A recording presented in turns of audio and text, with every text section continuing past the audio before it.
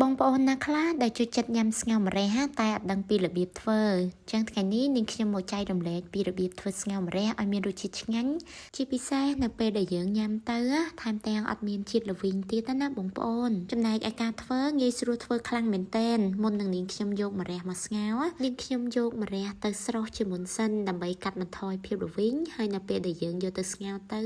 ឆាប់ឆ្អិនបានញ៉ាំទៀតផងណាបងប្អូនសម្រាប់សាច់បងប្អូនចង់ស្ងោរឲ្យមានរសជាតិឆ្ងាញ់យើងយកសាច់3ជាន់អញ្ចឹងមកណាពេលដែលស្ងោរទៅសាច់របស់យើងឡើងទន់ហើយមានជាតិឆ្ងាញ់ណាបងប្អូនហើយសម្រាប់សាច់ជ្រូកនេះដែរយើងចិញ្ច្រាំឲ្យម៉ត់អញ្ចឹងមកណាហើយនាងខ្ញុំបានបន្ថែមផ្សិតទៅជាកណ្ដុរខ្ទឹមសការ៉ុតហើយនឹងហៃប៊ីយើងយកទៅបុកឲ្យម៉ត់ហើយសម្រាប់ស្ងោរម្រះនេះដែរបងប្អូនបើបងប្អូនចង់ឲ្យម្រះរបស់យើងបាត់ល្វីង 100% តែម្ដងគឺយើងដាក់ហៃប៊ីនៅក្នុងស្នូលសាច់ជ្រូកយើងអញ្ចឹងមកណា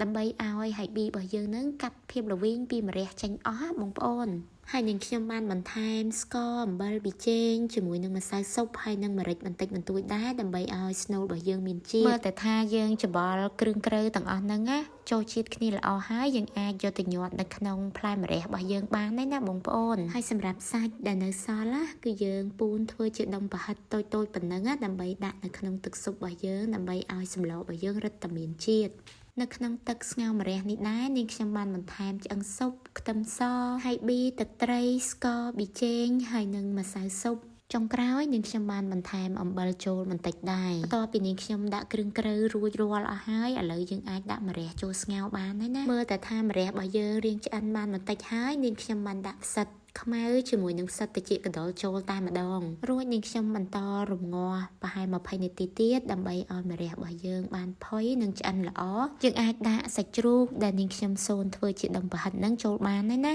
បន្ទាប់ពីយើងដាក់គ្រឿងក្រៅចូលសព្វគ្រប់អស់ហើយយើងអាចភ្លក់តាមការចូលចិត្តចុងក្រោយកុំភ្លេចឲ្យសោះបងប្អូនបន្ថែមស្លឹកខ្ទឹមជាមួយនឹងខ្ទឹមបំពងដើម្បីឲ្យស្ងោរម្រះរបស់យើងរឹតតែមានក្លិនឈ្ងុយចំណែកឯរសជាតិវិញក៏ឆ្ងាញ់ខ្លាំងដែរឥឡូវការបង្ហាញពីមុខម្ហូបស្ងោរម្រះរបស់នាងខ្ញុំបានបង្ហាញជូនបងប្អូនរួចរាល់ហើយបើបងប្អូនចង់ដឹងថាម្ហូបមួយមុខនេះមានរសជាតិយ៉ាងណាអាចសាកធ្វើតាមវិធីរបស់នាងខ្ញុំនេះបានណា